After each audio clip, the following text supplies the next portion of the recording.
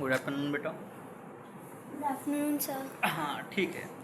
तो कल बेटा हम लोग डिस्कस किए थे डाइवर्सिटी इन इंडिया या unity in diversity, yes sorry sir. Unity in diversity diversity. का फर्स्ट पार्ट कंप्लीट है। वो वीडियो अभी हम अपलोड नहीं किए हुए हैं, ये सेकंड पार्ट हम स्टार्ट कर रहे हैं। उस वीडियो को इसको या अपलोड कर देंगे, बाद में उसे अपलोड कर देंगे, ठीक है। दोनों वीडियो आप लोग देख लीजिएगा। तो यूनिटी इन डाइवर्सिटी में बेटा हम लोग कल कहाँ तक पढ़े थे? Geographical diversity yes sir. ना। नहीं, इधर तक ये तो हमने पढ़ लिया। अब इधर से आपने पेंसिल इधर रखा था, तो अब इधर से you have to teach me. ठीक है, ओके। तो कल हमने बेटा देखा कि डाइवर्सिटी ऑफ फूड है, diversity of languages, diversity of cultures, religions, Clothes। Festivals, clothes, ठीक है, कम्युनिटी। ये सारे चीज़ के बारे में हमने बेटा कल स्टडी किया और समझे कि डाइवर्सिटी ऑफ फूड कैसे होता है, अदर अलग स्टेट्स में different type of the crops का प्रोडक्शन कैसे होते हैं, फिर वहाँ का स्टेपल फूड कैसे बनता है, फेवरेट फूड कैसे बनता है, या उस स्टेट का आइडेंटिटी कैसे बनता है, या ट्रेडिशन कैसे इन्वॉल्व होता है, कस्टम्स क्या होता है। कल्चर्स एक दिन में नहीं आता है, कल्चर्स बनने के लिए लॉन्ग टाइम में कोई भी Yes, चीज़ sir. प्रैक्टिस किया जाता है, फिर उसे Decades. कल्चर करते हैं। एक डेकेड्स भी जा सकते हैं, 10 डेकेड्स भी जा सकते हैं, इसके अकॉर्डिंग कल हमने स्टडी किया हुआ यस था। सर। नेक्स्ट जो बेटा हमारा टॉपिक है, तो कल हमने दो चीज़ें देखा, जियोग्राफिकल डाइवर्सिटी देखा, रिच डाइवर्सिटी देखा, एंड ये सारे दो टॉपिक हम लोग क्लियर किए हुए थे, ठीक है। डाइवर्सिटी इन फूड भी कल हम कंप्लीट कर लिए थे कि मक्की की रोटी एंड सरसों का साग पंजाब का है, अप्पम केरला का है, दाल बाटी चूरमा राजस्थान का है, मालपुआ बिहार का है, और संदेश वेस्ट बंगाल का है, Yes, ठीक है। sir.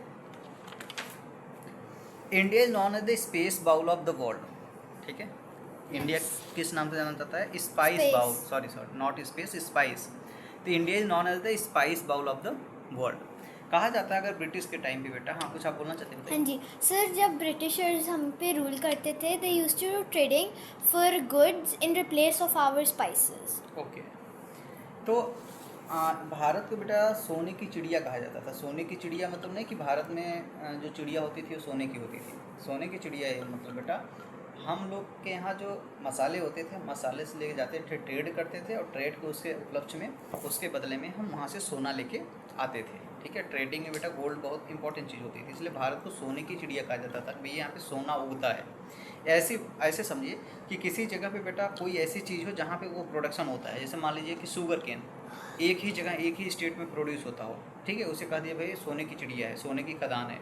या कहीं से कोयला निकलता हो कहीं से। तो भारत में जो होता था मसाला बहुत ज़्यादा होता था बेटा। सी रूट से हम जाते थे उसको ट्रेडिंग के माध्यम से, और ट्रेड करते थे, व्यापार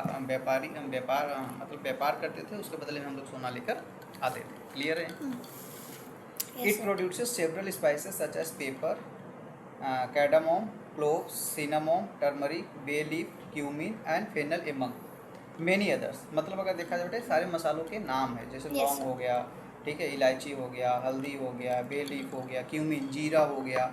ये जितने सारे मसाले हैं बेटा, ये सारे मसालों के नाम हैं जो हम सब्जियों में प्रयोग करते हैं। Yes. ये सारे मसाले भारत में होते थे, और इस मसाला को हम लेके जाते थे कहाँ पर?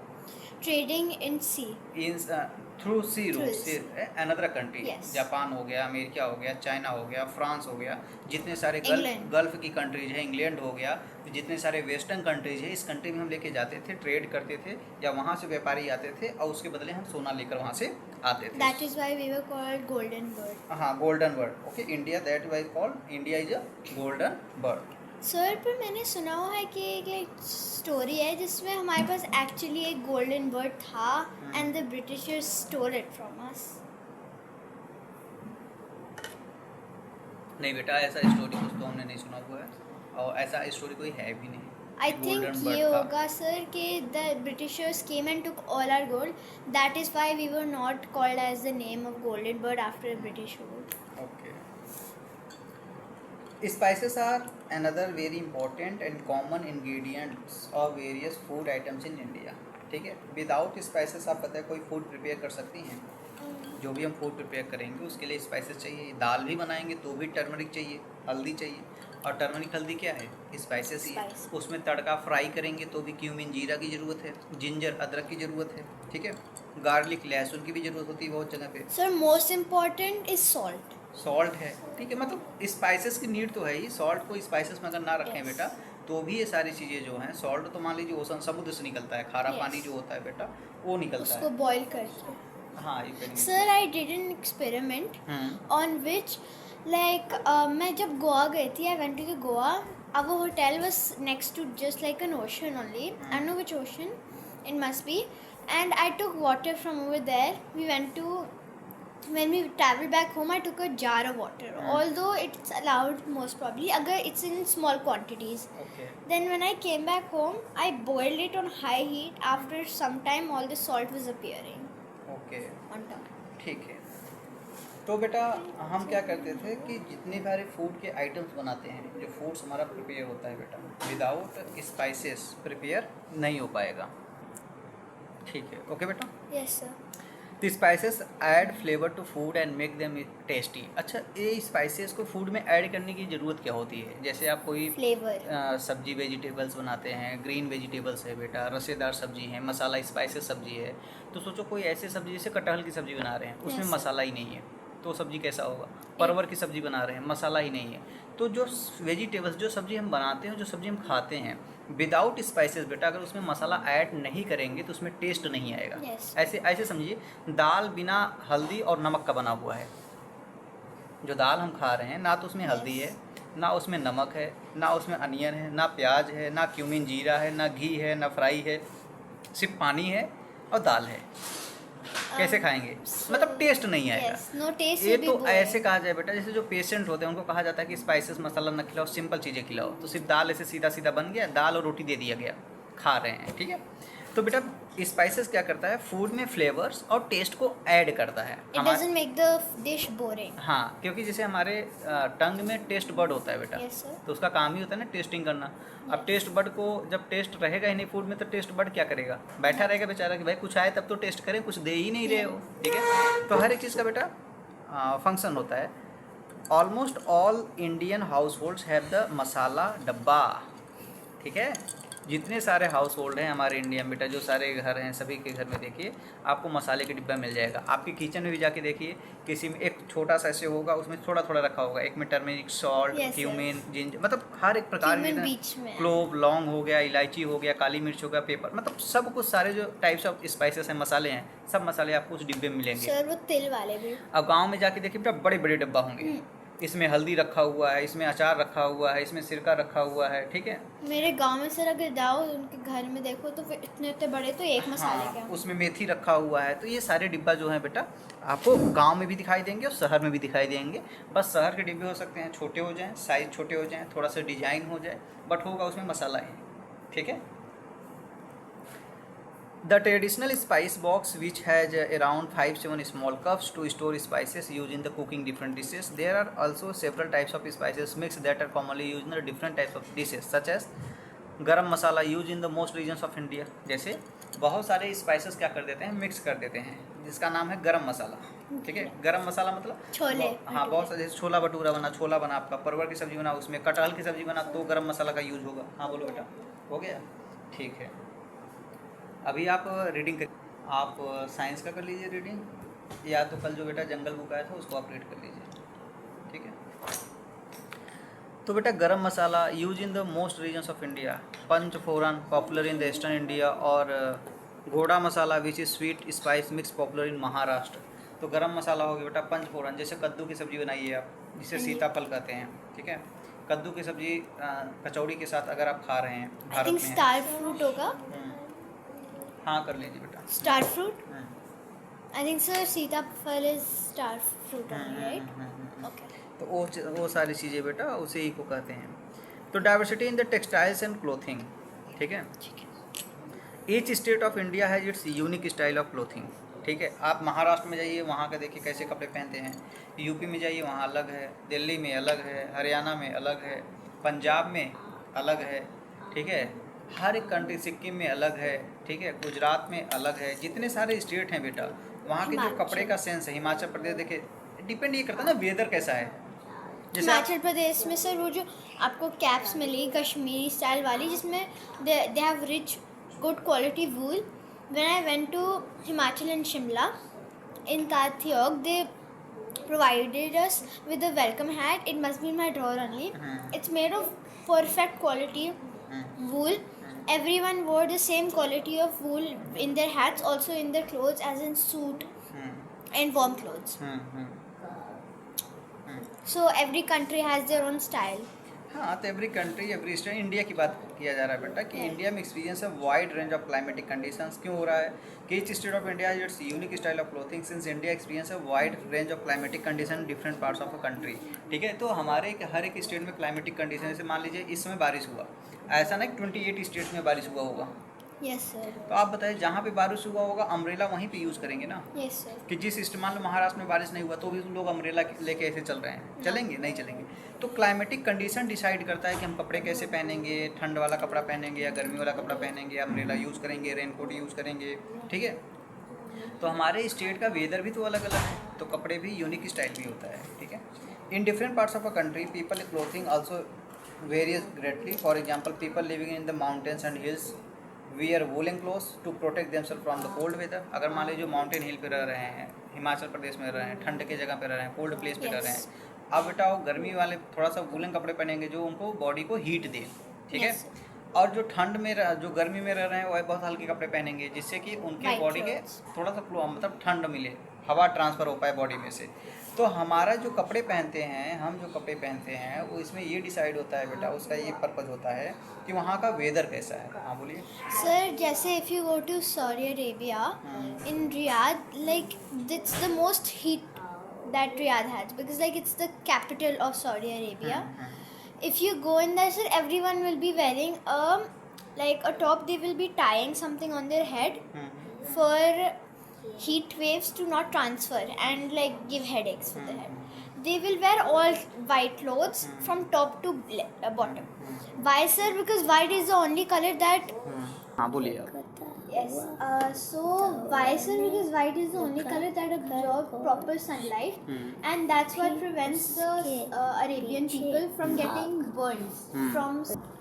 As per science studies, sir, the ozone layers is tearing up because of the pollution from human causes, and sir, because of that, the UV rays is falling on our skin and can also damage it. That's why we're having sunburns very, very often. So that is the only reason why Saudi Arabia people wear white from top to bottom, because the sun rays over there is very likely to be hot, burning, dry. It's also a desert. So white is the only color that will actually absorb it properly. Okay. Clothes to protect themselves from the cold weather. On the other hand, people in warmer places wear loose cotton clothes. Men and women also wear different types of clothes. However, we also observe similarities in the traditional dresses worn across the country. One example such a dress is sari, which is worn by the women in the most states across the country. तो आप देखेंगे बेटा सब different cloth तो है, अभी main और women's का भी कपड़े अलग हैं। ठीक है, जैसे वुमेन्स जो होती हैं साड़ी पहनती हैं। ठीक है, some other examples of dresses which are commonly worn by the people across the country in one form or the other are lehenga, choli and dhoti. ठीक है, तो ये भी पहनती हैं। तो मेंस और वुमेन्स का अलग अलग स्टेट में अलग अलग कपड़े हैं। ठीक है,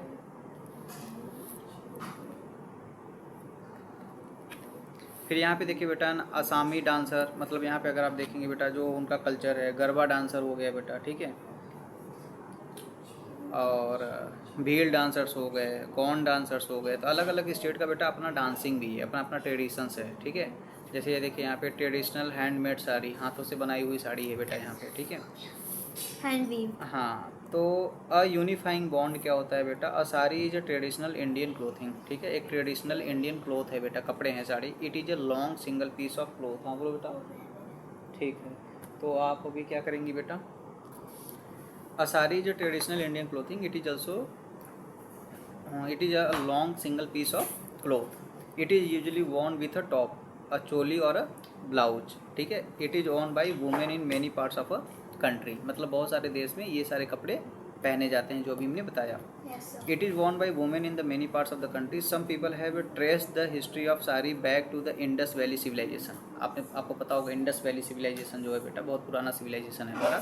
तो वहाँ से कहते हैं कि हम वहाँ से ये सारे कपड़े जो धोती हो गया, ब्लाउज हो गया, चोली हो गया, ये सब तब से पहनते हुए आ रहे हैं।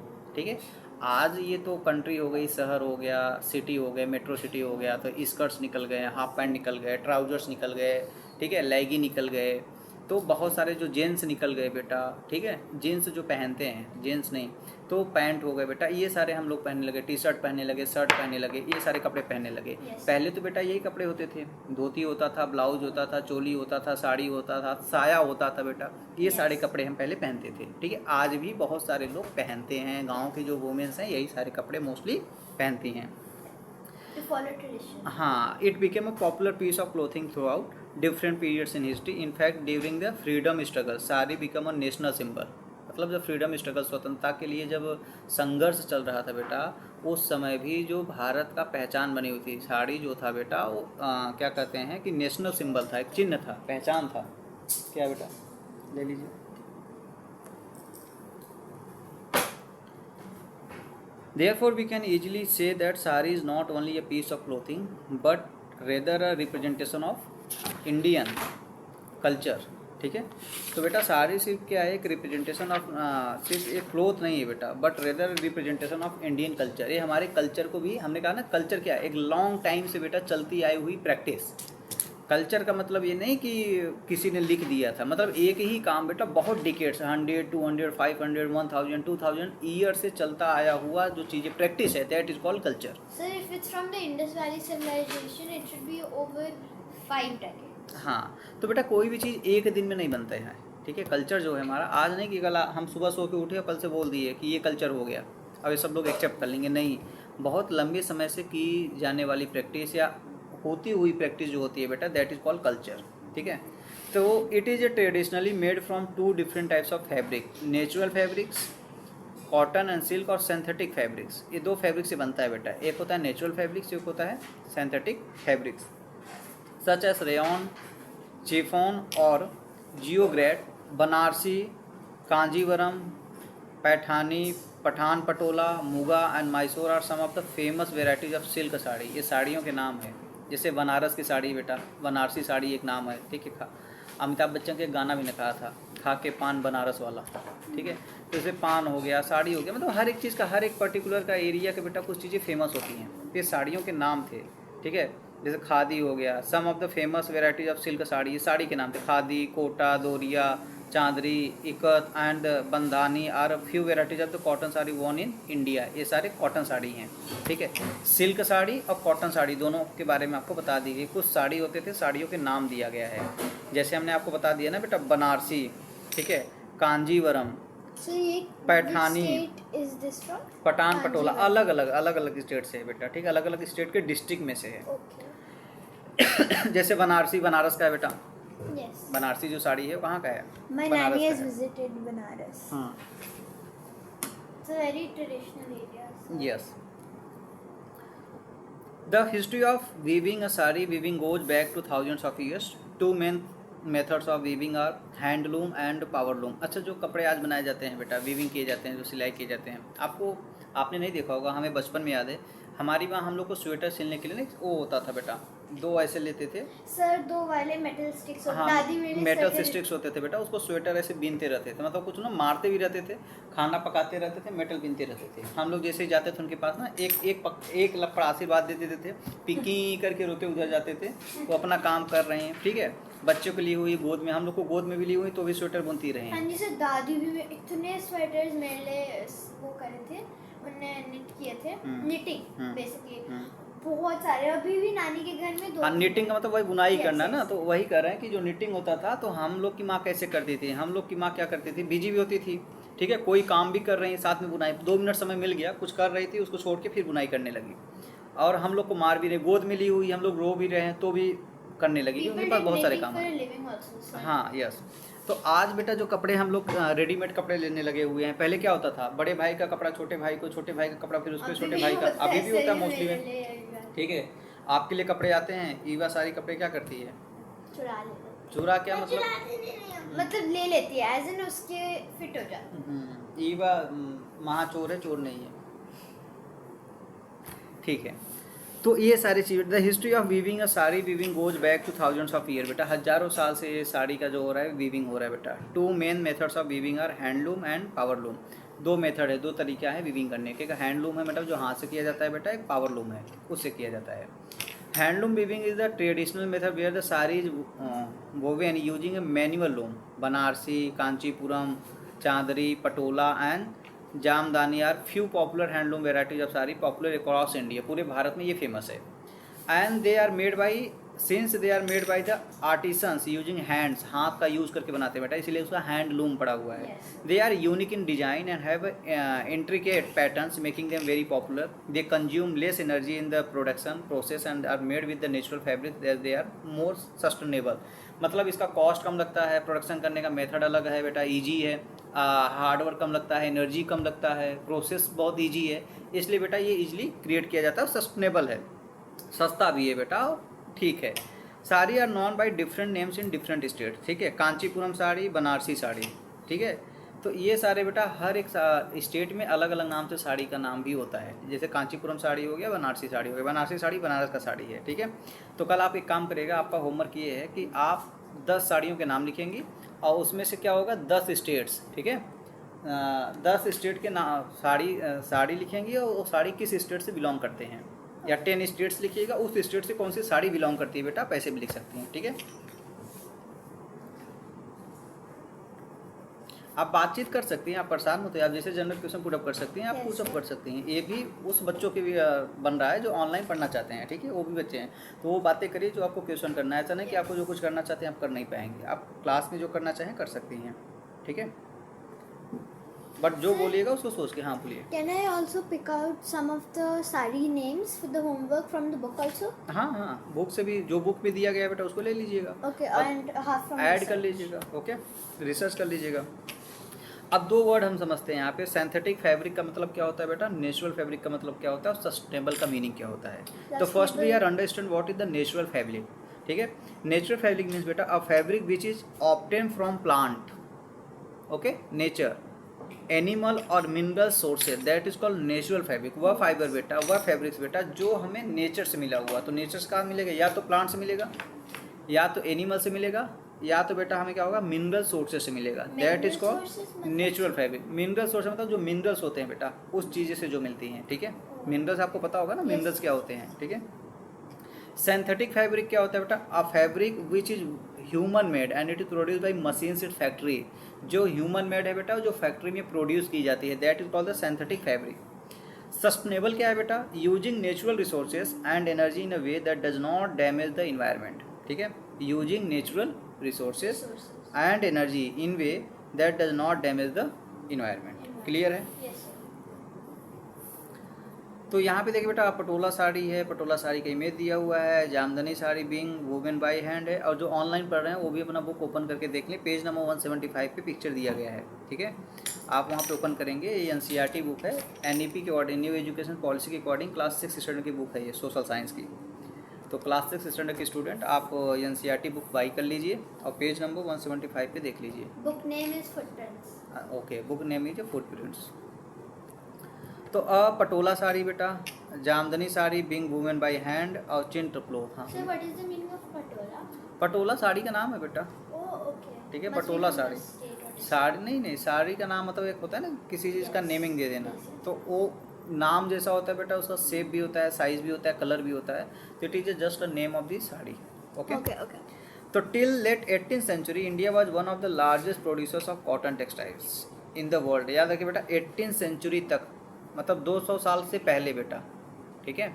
आज 21st सेंचुरी में है, मान लीजिए 2.5 and 3 ईयर से पहले बेटा इंडिया जो था बेटा largest producers of cotton textiles in the world. और लार्जेस्ट नंबर पे बेटा इंडिया नहीं है, ठीक है, अदर कंट्री हैं। तो 18th सेंचुरी तक कौन कंट्री था, इंडिया था।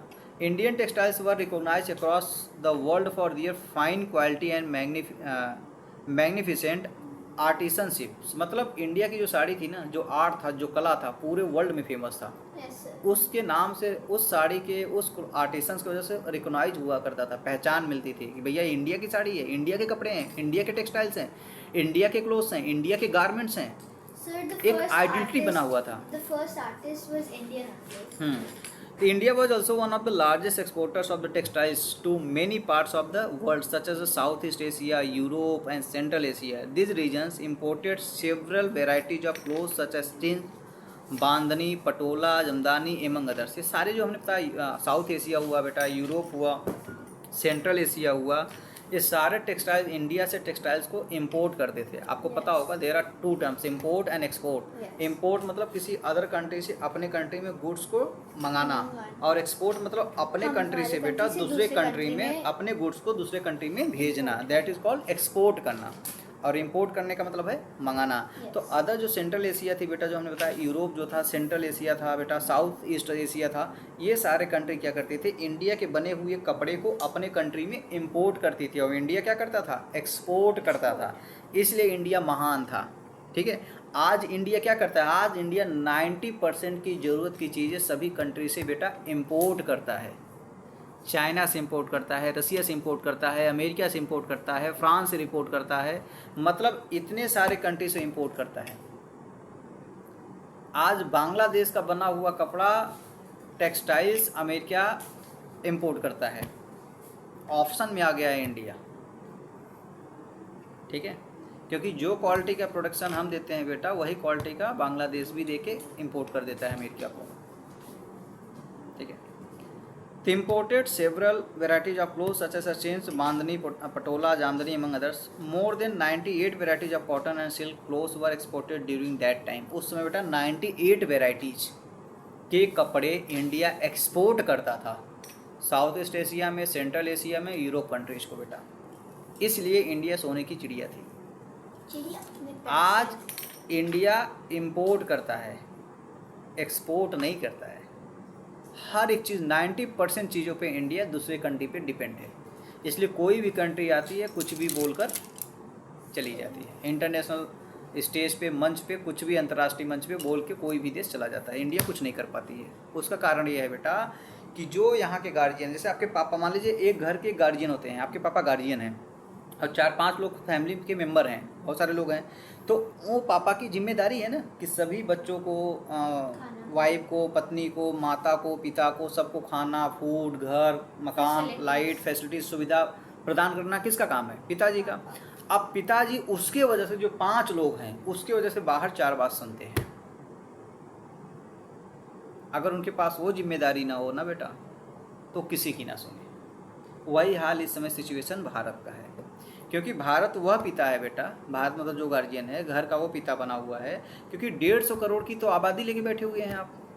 किससे आप झगड़ा ले सकते हैं? कल उन्होंने कह दिया हम बंद कर देंगे आपके यहाँ ये देना ही, तो क्या करेंगे आप? ठीक है, इसलिए हमें सुनना पड़ता है। A type of printed cloth was the chintz. This word has been drive from the Hindi words chint which means a cloth with small. Chint का मतलब होता है, एक हिंदी वर्ड आया हुआ है बेटा, विच means a cloth with small, जो छोटे कपड़े होते हैं। कलरफुल एंड फ्लावरली डिजाइंस होगा, उसमें फ्लावरफुल के डिजाइन बने होंगे। There was a huge demand for this clothes in the Europe. ये कपड़े कहाँ का डिमांड था? Europe, specially in England. People from affluent families were clothing made with these, including the Queen of England herself. Elizabeth भी ये कपड़े पहनती थी इंग्लैंड में, क्योंकि छोटे कपड़े होते थे, उस पर फ्लावर की डिजाइन होती थी बेटा, वहाँ इस कपड़े की डिमांड था पहले टिल 18th सेंचुरी। ये तो बोल रहा बेटा 18वीं शताब्दी तक। सर प्रिंसेस डायना भी हमारे स्टाइल चूज करती थी पहले, और आज हम इंपोर्ट करते हैं, हम कॉपी कर रहे हैं वेस्टर्न कल्चर्स, और सिर्फ कल्चर ही कॉपी कर रहे हैं और कुछ डेवलप नहीं कर रहे हैं। तो एक्सपोर्ट का मीनिंग हम बता ही दिए थे आपको सॉरी, टू सेंड गुड्स और services to another country for sale. 2 ही चीज़ बेटा वर्ल्ड में है जिसको हम सेल किया जा सकता है, या तो गुड होगा या तो सर्विस होगा। इसीलिए नाम पड़ा है GST, good service and tax. तो पूरे दुनिया में 2 ही चीज़ है बेटा, या तो जी है या तो यस है। जी का मतलब क्या होता है? गुड्स। यस का मतलब क्या होता है? सर्विस। टी का मतलब क्या है? टैक्स। दुनिया में जितनी सारी चीज़ें हैं इस पृथ्वी पे, या तो वस्तु है या तो सर्विस है, और दोनों पर टैक्स है। इस पे टैक्स है, इस पे टैक्स है, सभी चीज़, जितने सारे मटेरियल्स आपके घर में रखे हुए हैं बेटा, या किसी के घर में रखे हुए हैं, अर्थ पे जितने मटेरियल्स है बेटा, सब टैक्सेबल हैं। सब पे टैक्स लगता है। 1 रुपये का मैच स्टिक्स की जो बॉक्स आती है उस पर भी लिखा रहता है included of all taxes, nothing is free बेटा। बट हम लोग बेटा किसके पीछे भागते हैं? Free free free free free freebies के नाम पे बेटा सारे पार्टी से बेवकूफ़ बनाती है। Nothing is free. तो क्लियर है बेटा। एक्सपोर्ट टू सेंड गुड्स और services to another country for sale, import a product और service that is brought into one country from another. Affluent मतलब रिच और having a lot of money. इसलिए बेटा हम लोग क्या थे? पीपल फ्रॉम एफ्लुएंट फैमिली, जो बड़े बड़े घर के रिच फैमिली थे। Clothing made with this including the queen of England her self, मतलब इंग्लैंड में बड़े बड़े घर के जो पैसे वाले लोग थे बेटा, रिच फैमिली थी, वो भी यहाँ से कपड़े मंगाते थे और पहनते थे। ठीक है, देख लो सर, ये डिफरेंस था इंडिया का। आपको पता है सर प्रिंसेस डायना के जो she always wanted a daughter but she had 2 sons, James, एक तो जेम्स था and I don't really remember the other one's name, but James is the king of England right now, Charles III. It came from Charles, Diana's husband. Sir, आपको पता है Diana always wanted a daughter and she made a daughter in India. उसकी एक छोटी सी daughter थी India में. Okay. When she came to see like patients and there was also they prepared a show for her herself. And then a little girl sat next to her. उसने उस moment से उसको अपना daughter बुलाना शुरू किया। Festivals of India बेटा, भारत में त्यौहार क्या क्या हैं? मोस्टली त्यौहार तो आपको पता ही होगा। Yes, जैसे होली हो गया, दीपावली हो गया, दिवाली भी कहते हैं। ठीक है, दीपोत्सव मतलब दीपक का उत्सव ना, लाइट ऑफ फेस्टिवल्स। दीपावली को लाइट्स ऑफ फेस्टिवल भी कहा जाता है, फेस्टिवल्स ऑफ लाइट कहा जा सकता है। तो India is often refer to as the land of festivals, मतलब एक ऐसा देश है बेटा जहाँ पे फेस्टिवल्स ही फेस्टिवल्स है। हर ऐसा कोई मंथ नहीं है जिसमें फेस्टिवल्स ना हो। पर सर सबसे कम अगर पूरे ईयर में एक मंथ होगा और उसे अवार्ड मिलेगा फॉर द लीस्ट फेस्टिवल्स है वो कौन सा? जून। Yes. हाँ, ओके। तो जून मंथ में सबसे कम फेस्टिवल होते हैं ना बेटा। India is often refer to as the land of festivals because of the diverse range of festival that we celebrate. They are important part of the Indian culture. क्योंकि बेटा culture मैंने बता दिया जो बहुत समय से प्रैक्टिस किया आता हो। ठीक है, and play a vital role unifying different peoples and communities. We usually divide them into national festivals, religious festivals and harvest festivals. Harvest मतलब जब आपने जो फार्मर्स होते हैं हमारे जो किसान भाई होते हैं, ठीक है, जब फार्मिंग करते हैं, जब हार्वेस्टिंग करते हैं, खेतों में कटाई होती है, ठीक है, तो उसका भी फेस्टिवल्स होता है। फिर रिलीजियस फेस्टिवल्स होता है, फिर नेशनल फेस्टिवल्स होता है। ठीक है, अभी हम समझते हैं कि ये रिलीजियस, हार्वेस्ट और नेशनल फेस्टिवल्स क्या होता है। First we are understand what is the meaning and what is definition of the national festivals. The national festivals are celebrated all across India to remember some important events of our history. The 3 national festivals we celebrate are Republic Day, Independence day and Gandhi Jayanti. ठीक है, आज बेटा हम 2 चीज़ पे इस पर difference बता देते हैं। What are the difference between republic day and independence day. ठीक है, ये सॉरी बेटा, इसका मीनिंग क्या है? इंडिपेंडेंस डे मतलब होता है बेटा इंडिपेंडेंस, मतलब हम स्वतंत्र हो गए हैं, जिसे हम स्वतंत्रता दिवस भी कहते हैं, जो कि 15 अगस्त 1947 को हुआ था बेटा। ठीक है, और 26 जनवरी को रिपब्लिक डे मतलब गणतंत्र, कॉन्स्टिट्यूशन। गणतंत्र का मतलब जिस दिन मतलब अपने तंत्र में, अपने सिस्टम को बेटा, उस दिन संविधान हम अपने आप को दिए थे 26 जनवरी में। और इंडिपेंडेंस डे में बेटा अगर लेक्चर बनाना होगा तो कम से 1 घंटा उस पर ये टॉपिक भी बात किया जा सकता है, तब जाके समझ में आएगा what are the basic difference between independence day and republic day. But हम शॉर्टकट में आपको बस इतना बता दे रहे हैं कि इंडिपेंडेंस डे के दिन हमें स्वतंत्रता मिला हुआ था, और गणतंत्र दिवस रिपब्लिक डे के लिए बेटा गण और तंत्र, गण का मतलब होता है लोग, पब्लिक, हम, और तंत्र का मतलब होता है सिस्टम। हम अपने सिस्टम के दिवस के लिए बना रहे थे कि इस दिन से हम अपने सिस्टम के अकॉर्डिंग काम करेंगे। आज जो सिस्टम हमारा है करप्ट सिस्टम, उस सिस्टम के लिए बेटा रिपब्लिक डे सेलिब्रेट किया जाता है। ठीक है, तो नेशनल फेस्टिवल से हमने आपको बता दिया, इंडिपेंडेंस डे हो गया, रिपब्लिक डे हो गया और गांधी जयंती हो गया, जो 2 अक्टूबर को बनाया जाता है, सेलिब्रेट किया जाता है। अब कुछ देख लेते हैं कि जो famous connect to the world around. ठीक है, देखते हैं। One of the most important national festivals of the USA is the independence day. ठीक है, जैसे यूएसए का भी इंडिपेंडेंस डे होता है। हाँ, तो सभी कंट्री इंडिपेंडेंस डे सेलिब्रेट करती है ना। चाइना भी करता है, रसिया भी करता है बेटा। रेयर केस में कहा जाए कि ऑलमोस्ट ब्रिटेन ने हर कंट्री पे राज किया हुआ है। British Raj not only in India, all over country mostly 98%। तो one of the most important national festivals of the USA is the independence day. ठीक है बेटा, तो इंडिपेंडेंस डे इंडिया ही सेलिब्रेट नहीं करता है बेटा, यूएसए भी करता है, रसिया भी करता है, चाइना भी करता है। तो one of the most important national festivals of the USA is the independence day celebrated on the 4th जुलाई। अच्छा, ये भी याद रखने का, सभी कंट्री के इंडिपेंडेंस डे का डेट बेटा अलग अलग है, क्योंकि उनको इंडिपेंडेंस डे अलग अलग मिला हुआ है ना। ऐसे समझिए, आपका डेट ऑफ बर्थ अलग है, हमारा अलग है, ईवा का अलग है, क्योंकि सब लोग आज़ाद अलग अलग दिन हुए हैं, मतलब सबका जन्म अलग अलग दिन हुआ है। समझे, डिफरेंस डे है ना। तो वैसे इंडिया जो आज़ाद हुआ है बेटा 4th जुलाई, क्या है 4th July. It marks the independence of 13 states of America from the British rule and the foundation of the United states of America. 13 states में जो ब्रिटेन का बेटा अमेरिका में कॉलोनी था, जो अमेरिका कॉलोनी बनी हुआ था, ठीक है, प्रोटेक्टरेट था, मतलब जो ब्रिटिशर्स उसको कंट्रोल किए हुए थे, 13 स्टेट्स को उस दिन फ्रीडम मिला था। That day is called 4th जुलाई। ठीक है।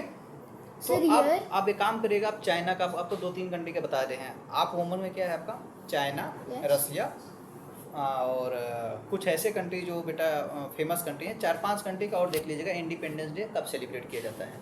ठीक है।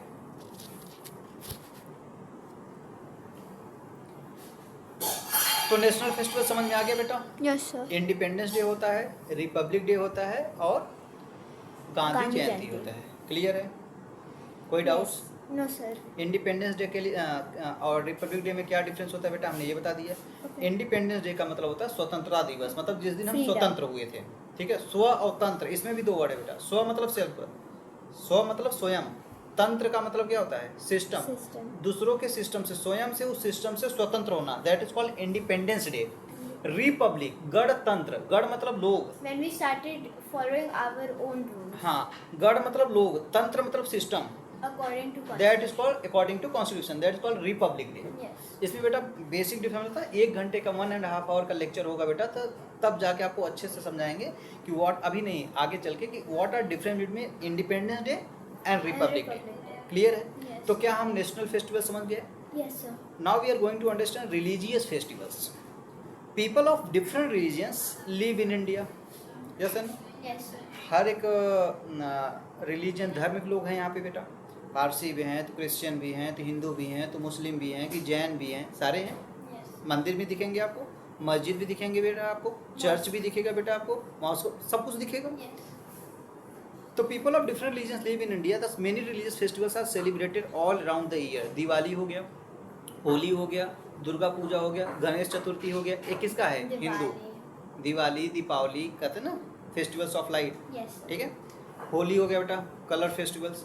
दुर्गा पूजा जो आप नवरात्र में आता है बेटा, पूजा करते हैं। गणेश चतुर्थी, मॉस्क कम हो रहे हैं क्या सर? मॉस्क का। तो बेटा mosque basically where is Muslim pray for Allah और गॉड, मतलब जहाँ पे मुस्लिम लोग प्रे करते हैं तो उसे मॉस्क भी कहते हैं, मस्जिद भी कहा जाता है उसे। ठीक है। तो रिलीजियस फेस्टिवल्स क्या क्या है बेटा? तो people different religions live in India, thus many religious festivals are celebrated all around the year. फिर से रिपीट कर दे रहे हैं, Diwali, Holi, Durga Puja, Ganesh Chaturthi, Eid, Christmas and the Gurpurab are some religious festival celebrated India. ठीक है। तो आप देखिए बेटा, सारा फेस्टिवल्स क्या होता है इंडिया में सेलिब्रेट किया जाता है, एवरी रिलीजन्स। ठीक है। हार्वेस्ट फेस्टिवल्स क्या होता है बेटा? रिलीजन मतलब धार्मिक जो होता है बेटा, उसे रिलीजन कहते हैं या रिलीजियस फेस्टिवल कहते हैं। हार्वेस्ट फेस्टिवल्स क्या है बेटा? कि there are many common festivals which are celebrated across India. ठीक है। But they have different names in different regions. ठीक है। अलग अलग स्टेट में अलग अलग नाम है। One good examples of festivals is the harvest festivals. Harvest is the process of gathering ripe crops from the fields. जमीन से बेटा उसको कलेक्शन करना, जो प्लांट्स होता है कट करके, दैट इज कॉल्ड हार्वेस्ट। पेड़, जैसे मान लीजिए हमने पैडी, राइस प्लांट्स, चावल को मतलब धान हमने लगाया हुआ है, पैडी को धान ही बोलते बेटा, धान हमने लगाया, उस प्लांट्स को कट करेंगे ना। तो harvest festivals is the process of the gathering ripe crops from the fields. A harvest festival is a joyous annual celebration that takes place when the crops of a region are harvested. ठीक है बेटा। तो ये था हमारा बेटा harvest festivals. Harvest festivals हम एक एक करके देखते हैं क्या क्या है बेटा। तो there was much excitement in the Priya schools, a fancy dress programme on the theme harvest festivals was being held. ठीक है, मान लीजिए कि हार्वेस्ट फेस्टिवल स्कूल में सेलिब्रेट किया जाएगा और आपको बोल दिया गया कि आप फैंसी यूनिफॉर्म पहन के आइएगा, कलरफुल ड्रेस पहन के आइएगा। उस दिन कितनी खुशी होती है, मम्मा आज मैं ये पहन के जाऊँगी ना, ये कपड़े पहन के जाऊंगी, वो कपड़े पहन के जाएंगे, different type of the clothes होते हैं कलरफुल। जिस दिन ये पता चल जाए आज यूनिफॉर्म नहीं पहनना बेटा, उस दिन क्या खुशी होती है। सर असेंबली में हमने पोंगल पे किया था, पोंगल पे ना। यस, क्योंकि उस मंथ में आ रहा था हमारा, and it was only a few days away from Pongal हमारा असेंबली। और फिर तो सैटरडे संडे आया, तो for us in our assembly school के लिए Pongal was on our assembly. Ma'am ने बोला सब येलो पहन के आएंगे। अच्छा, मेरा एक इतना सुंदर सूट है येलो कलर का, मैं खुश हो गई। Everybody wore oranges, like family of red, as in red, orange, yellow. Okay, तो प्रिया वाज प्रेजेंटिंग अगेरा the harvest festival of her native place Vasai, a town in western Maharashtra. मतलब महाराष्ट्र में एक टाउन है बेटा जिसका नाम है अगेरा, the harvest festivals of her native place. मतलब वो जहाँ गांव में रहती है, नेटिव मतलब एक स्थायी जगह पे जहाँ पे रहती है, जहाँ से उसका बाई बर्थ, ठीक है। वसई या town in the western Maharashtra, उसे बाई बर्थ नहीं कहा जाएगा, जहाँ से उनका जनरेशन, उनके माता पिता थे, दादा दादी थे, मतलब जहाँ पे उनका घर से, गांव रिलीजियस एरिया, रिलीजियस एरिया नहीं बेटा, जिस गांव से बिलोंग करती थी, उनके जनरेशन, उनके जो ग्रैंडफादर, ग्रेटर ग्रैंडफादर जहाँ से बिलोंग करते हैं, that is called native place. जैसे हमारा नेटिव प्लेस क्या है, उत्तर प्रदेश। उत्तर प्रदेश में कहाँ, जहाँ हमारा गाँव होगा बेटा, जहाँ से हमारे माता पिता का जन्म होगा, माता पिता का जन्म होगा, that is called native place बेटा। आपका नेटिव प्लेस ये यहाँ पे नहीं है, आपका नेटिव प्लेस आप जिस गांव से बिलोंग करती हैं, ठीक है बेटा, वहाँ पे है। वो प्याला है। It is situated in Faridabad. The गाँव name is Pyala. The name of the village is Pyala. It was the only standing. There was the only Underline standing. those words which you are not able to read out. Okay, underline करिए। It was the only building standing for over 2 centuries. Okay. So my birthplace for all my ancestors is Pyala. ठीक है बेटा। तो the word Agera comes from the word Agar, meaning field generally celebrated by the local Christian community on the first Sunday in October. ठीक है, अक्टूबर में जो first Sunday होता है बेटा, दैट डे वो सेलिब्रेट करते हैं। अगेरा is a day to thank God for the paddy crop. Paddy मतलब वही राइस की बात जो हम कर रहे हैं, धान चावल की बात। तो वो क्या करते हैं, गॉड को प्रे करते हैं कि थैंक्स फॉर, आपने मेरा इतना ज़्यादा प्रोडक्शन किया, इतने ज़्यादा क्विंटल हुआ, लास्ट ईयर 2 क्विंटल हुआ था, इस बार 10 क्विंटल्स हुआ है। 1 quintal equal to 100 kg rice, ठीक है। 10 क्विंटल इक्वल टू मतलब 1000 kg, ठीक है, 1000 kg राइस हो गया। तो बेटा जितना ज़्यादा होगा उतना ज़्यादा क्रॉप प्रोडक्शन हुआ, तो उस हैप्पी में वो क्या करते हैं, गॉड को प्रे करते हैं। ठीक है, एक सिंबल है बेटा, ठीक है, थैंक्स फॉर। जैसे आपके, हाँ, फेथ नहीं, ऐसे भी कहा सकता था कि आप प्रे को ऐसे समझिए, जैसे आपने किसी से पानी मांगा, आपको किसी ने पानी दिया, तो आप क्या बोलोगे, आई हेट यू या थैंक यू? थैंक यू बोलेंगे। तो आपने क्या किया, आप अपनी इमोशंस, आपने अपनी फीलिंग उनके अकॉर्डिंग उनको थैंक्स बोला, मतलब एक दिखाया कि मैं आपके कृतज्ञ हूँ, धन्यवाद, आभारी हूँ कि आपने मुझे 1 गिलास पानी दिया। ऐसे ही जब जो हमारा हार्वेस्ट फेस्टिवल्स होता है बेटा, इसमें क्या होता है, जब क्रॉप का प्रोडक्शन होता है, क्रॉप उग जाता है, ग्रो हो जाता है, खेत में हार्वेस्टिंग हो जाता है, ठीक है, सिंचाई कर लेते हैं, उसके बाद कटाई होती है, फिर स्टोरेज करते हैं, हार्वेस्टिंग हो जाती है। तो बेटा गॉड का प्रे करने के लिए एक फेस्टिवल सेलिब्रेट करते हैं। फेस्टिवल में उसमें क्या होता है, जैसे मान लीजिए कोई खीर बना के खाए, इंजॉय ना भाई, आपने इतना मेहनत किए थे बेटा, काम करने में तो मेहनत है। जैसे हम लोग मान लीजिए कोई क्लास 4 घंटे पढ़ाया, 6 घंटे पढ़ाया, कोई काम ऑफिस में से आने के बाद होता है, चलो जूस पीते हैं। तो जूस किस लिए पिया जाए, बॉडी कुछ हैप्पीनेस करने के लिए, मतलब इंजॉय करते हैं। तो ऐसे ही और as in a thank you gift to the body का, जो फार्मर्स लोग होते हैं वो काम करते हैं, हार्डवर्क करते हैं, इरिगेशन करते हैं, सॉइल का प्रिपरेशन करते हैं, उसके बाद प्लांटेशन करते हैं, फिर इरिगेशन करते हैं, फिर फर्टिलाइजर्स डालते हैं, मैन्यूर डालते हैं, फिर उसके बाद बेटा पानी 2 से 6 मंथ 3 मंथ वेट करते हैं बेटा, फिर हार्वेस्टिंग करते हैं बेटा। उसमें बहुत सारा स्ट्रगल होता है, पेड़ कटने के बाद बेटा उसके बाद बंडल जैसे उसको बनाना पड़ता है बेटा, बांधना पड़ता है, सर पे ढोना पड़ता है, फिर ट्रैक्टर से थ्रेसिंग कराना पड़ता है, ट्रेसिंग करते हैं, फिर कलेक्शन करना पड़ता है, फिर मशीन से बेटा उसको क्या करते हैं, क्लीन करना पड़ता है, धान को चावल को अलग अलग करना पड़ता है, जिसे विनोविंग कहा जाता है बेटा। फिर उसके बाद क्या करते हैं बेटा, फिर स्टोरेज करते हैं बेटा। स्टोरेज करने से पहले बेटा उसमें कुछ मेडिसिन्स रखते हैं जिससे कि कुछ उसमें जर्म्स ना पाए फिर स्टोरेज को सही जगह पे रखना पड़ता है बेटा। Dry इतना fertilizer. काम करने के बाद बेटा तब उनके घर में वो अनाज आता है। तो बताओ सेलिब्रेट करेंगे या नहीं करेंगे? करना तो चाहिए सर। भाई आप क्रिकेट अगर कोई वर्ल्ड कप T20 होता है और जीत जाते हैं, सेलिब्रेट नहीं होता है? होता है सर, इतना हार्ड वर्क, इतने कोई months से- IAS बन जाता है, सेलिब्रेट नहीं होता है? कोई SDM BDO JE यहाँ तक कि कांस्टेबल हवलदार बन जाता है तो बेटा सेलिब्रेट होता है। ये तो इतने मतलब उन्होंने सिर्फ अपने लिए नहीं, वो खुद के परिवार के लिए अनाज का प्रोडक्शन किए तो ही पूरे गांव के लिए। अगर मान लीजिए उनके पास 10 एकड़ प्रॉपर्टी है तो उन्हें समझ लीजिए अगर उनके क्रॉप से पूरा गाँव खाना खाएगा। बहुत। ये जो हम लोग यहाँ पे हैं किचन में जो फूड रखा हुआ है कहाँ से आ रहा है? गांव में से ही तो आ रहा है। किसान ही तो फार्मिंग कर रहे हैं। ये जो हम लोग खा रहे हैं, एलमंड्स खा रहे हैं, ग्राम चना खा रहे हैं, ये कहाँ से आ रहा है? ये हमारे लैपटॉप में से निकल रहा था? No, sir. खेत में से ही आता है ना बेटा। खेत में काम कौन करता है? फार्मर्स ही करते हैं। ठीक है। तो October day of thank for God for paddy crop. The day is observe by the carrying sheaves of the crop to the local church for blessing. Special dishes made of the newly harvested rice crop are made. This include rice pancakes called polas and sweet dish comparing new rice, jaggery and coconut। ये सारी चीज़ें बनाए जाते हैं बेटा। Sir Kerala में जाओ, मैं बता रही हूँ, you should definitely go visit Kerala in the month of Christmas. आते हैं ओनम, अभी केरला का है दिया गया है बेटा। हाँ बताइए। तो sir Kerala people are Christians over there. जो क्रिसमस होता है, it looks like it's Christmas every day. मैं बताऊँ तो नॉर्मल इधर we are not Christians, we should celebrate it to represent yes ये हुआ है। जितना हम डेकोरेशन करते हैं on one day of the year sir, उतना उनके घरों में रोज होता है। एक बड़ा सा स्टार होता है जो गॉडेस मैरी होती है, उनका पिक्चर लगा हुआ होता है, स्टार्स लगी हुई है, there always Christmas trees on there. और सर मैं आपको बताऊँ तो you should definitely visit Kerala in the month of December. Uddar sir, they are very nice. They fluently know how to speak English. Okay. So when Priya reached her school beta, she saw her schoolmates in different customs. She met Baljit, who told her about Baisakhi, the harvest festivals of Punjab.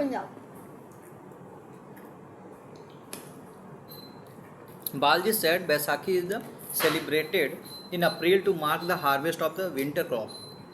People visit the Gurudwara and thank God for the crop. ठीक है बेटा, आज के लिए बस इतना ही। बाकी next class जो होगा फिर आगे हम देखेंगे कि केरला में कौन सा फेस्टिवल सेलिब्रेट किया जाता है, आसाम में कौन सा फेस्टिवल सेलिब्रेट किया जाता है, या आगे करेंगे। ठीक है, आज के लिए बस इतना ही। बाकी नेक्स्ट क्लास में हम लोग पढ़ेंगे। ठीक है, उसके ठीक है, फर्स्ट पार्ट और सेकंड पार्ट हम ऑन द यूट्यूब पे अपलोड कर लेंगे, आप लोग वहाँ से देख लीजिएगा। Okay, thank you.